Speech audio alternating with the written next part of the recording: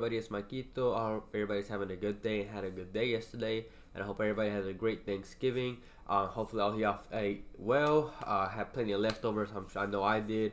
Again, I'm really thankful for everybody at the end of the day. None of this would be possible without your guys' support, your guys' views, your comments, your likes, everything. I really do appreciate you guys a lot.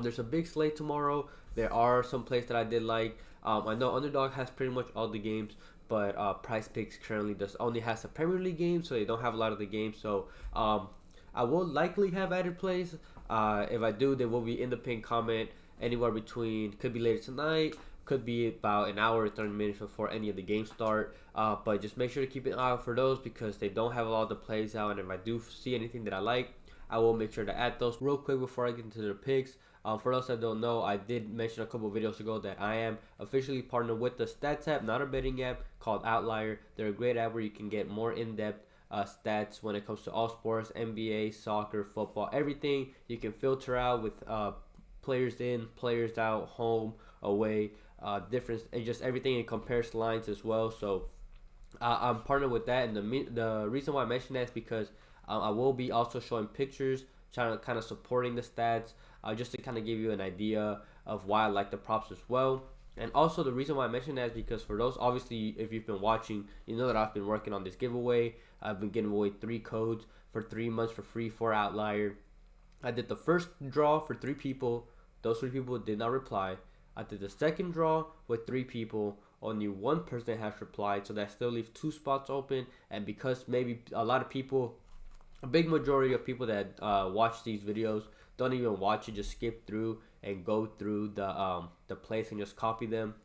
What I'm gonna do instead is I'm just gonna go and do the last 2 on my Discord. It is completely free. It's not a premium or anything. So if you want to join, link in the description, and then I'll like put a post out there, and then the people that react to that post, I will randomly draw those because people that are on the Discord tend to look at it more and reply more, especially because it's more like a message. You can reply in an actual notification. So those last 2 people that will be drawn will be from the Discord. So this is the last chance for that giveaway. People are losing out on these free 3 months of Outlier. So if you want to get one more chance, join the Discord, completely free, and then I will be making a post really soon. A little after I make this video public, just to make sure everybody can see it and stuff like that. So make sure to join that. And again, thank you to Outlier for the partnership and the free 3 people getting 3 months for free of Outlier. Other than that, I do have a couple that I did like, so I'll just get straight into those. And the first one is Jordan Ayew to go lower than 2.5 fouls drawn, playing away from home for Leicester City, going up against Brentford. When you look at his 5 stars in context, it doesn't look great. He's gone over this mark in 4 out of the 5 stars. But if you look at the teams that he's played against that have fouled him a lot, he went over this mark against Bournemouth, who allowed the most fouls in the league. He went over against Everton, who allowed the 18th, which is 10.9, which is technically the 3rd least, but it's 10.9. I'll get into the reason why I mentioned the actual amount in a second. Palace, who allowed the 3rd least amount in 10.9, and Villa, who allowed the 6th most at 12.4. But the reason why I like this is because Brentford actually conceded the least fouls in the league. And if you see the jump from, for example, 18th place, which has 10.9 Everton, to Villa, who has the 6th most, is 12.4. Brentford are concede the least at 7.2. That's over 3 less than Everton at 10.9. So he's going against the team that fouls the least amount of shots, and Brentford are just not an aggressive team in general. And Ayew's going to be playing on the right, and the person he's going to be guarded by is Lewis Potter, who is very not aggressive. He's only in 12 games in the Prem. He's only conceded 2 fouls the whole season. So he's going up against a non-aggressive team, going up against a non-aggressive player. And in games that he has started, he tends to get subbed out. So even if he does play and start, there's a good chance he'll get subbed out. And it's also another reason for that is because he himself can be aggressive. He's had 2 yellow cards in the 5 starts that he's had, and he's had 4 overall, so he's even had 2 yellow cards coming off the bench.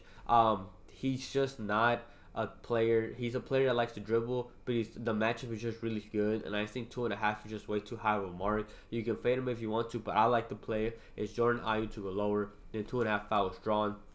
The next play that I like is Ryan Yates to go higher than 0.5 shots assisted, playing at home for Nottingham Forest, going up against Ipswich Town. He averages 1.10 per 90, which already averages over that one that we need. And he's gone over in 7 out of 12 games so far in the Prem, including 4 off the bench. And the one reason why I like this play is because Ipswich allowed the third most shots at 15.2 on average, and actually jumps even more to 17.7 away from home. And Ipswich don't keep possession of the ball, which means more chances for Nottingham Forest and Ryan Yates to get those shots assisted. And Ipswich Town cannot defend long shots, and they can't defend the wings. So he can pass it to literally anybody. It could be a winger. It could be a fellow midfielder to take the long shot. He can easily get this from anywhere, which is what I like as well. And he averages around 4 passes into the final third, which is the final third is pretty much around the opposition box or so, which is good for us. As long as one of his teammates shoot from one of those passes is good for us.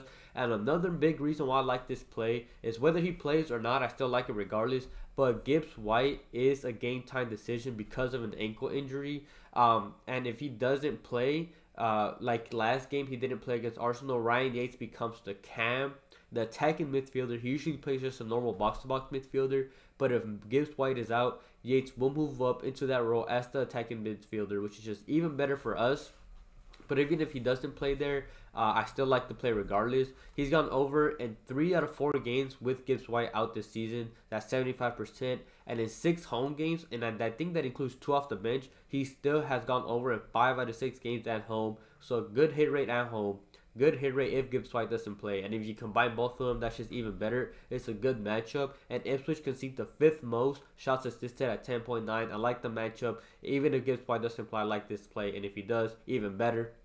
So I like Ryan Yates to go higher than 0.5 shots assisted. And then the final play that I like so far is Inaki Pena to go lower than 2.5 saves, playing at home for Barcelona, going up against Las Palmas. He's gone under this mark in 6 out of 9 games in the league so far. The games he's gone over is Real Madrid, a good attacking team, Sociedad, another good team, and Celta Vigo, who's a team that can attack and defend, but they're good in the attack. They've all been away from home. He's played 3 home games in the league. He's gone under in all 3 games so far. And big reason why I like this play is because Barca play possession of the ball, which first of all means less chances for the opposition.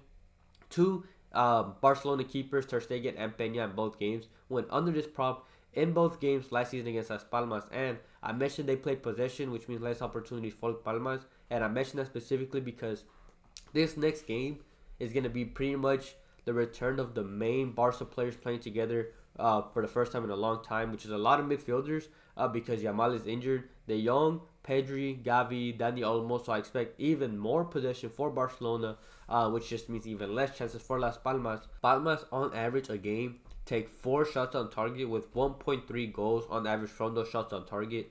So that pretty much equates to keepers averaging 2.8 saves against Las Palmas per 90, which is close to that 3 mark.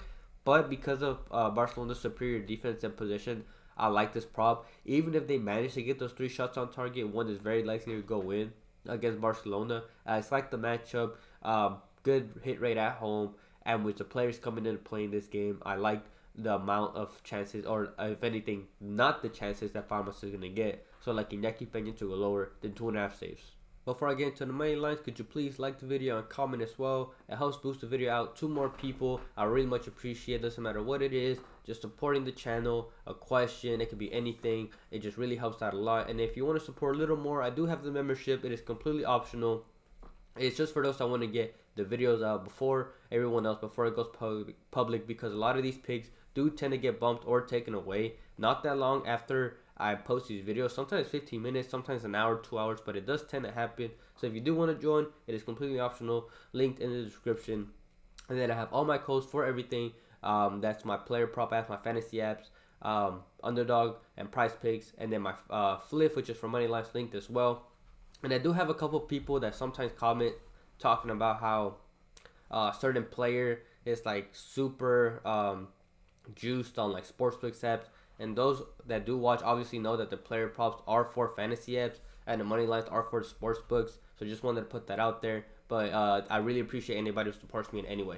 I have one money line play that I like, and it's the Leverkusen money line going up against Union Berlin. You can currently get this on Fliff at -150. They've only lost 2 games this season, and that's been against Liverpool and Leipzig. 2 good attacking teams that are great in the attack. but Union are the complete opposite. They are the worst attacking team, only scoring 9 goals in 11 games in the league. But the reason why you're getting good value for this play is because they're also the best defense so far in the league, only conceding 9 goals in 11 games. They allow on average 11.7 shots against them, which is average. And there's a couple reasons why I like this play. It is mainly due to the matchup. First of all, Berlin don't keep possession of the ball, while Leverkusen are a team that like to keep high possession, which is one good already. Berlin are an aggressive team and concede the second most fouls on average, so they foul opponents the second most so far, and they're also weak in the air. And the reason why I mention that is because Leverkusen's main, or not main, but their best way of scoring goals and the way they're really effective in is scoring in set pieces. So that's just even better.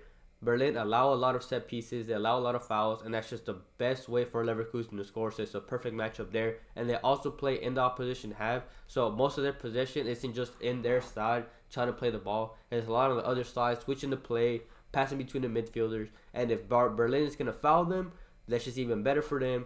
Get those opportunities. If not, they can just score any way that they want to. It's just a really good matchup. Leverkusen beat Berlin in both games last season. They're just a much better team. I really like the matchup. You're getting good value here. So I like the Leverkusen money line going up against Berlin. And I do have one lean. And I do want to mention that I usually don't post a lot of Liga MX. I could be a little biased on this pick. I will admit that, get that out the way first. But either way, I still like the pick. And that's Toluca under 1.5 goals going up against America. And the reason why is because America won the first game 2-0, which means for Toluca to have any chance, they would have to score at least 2.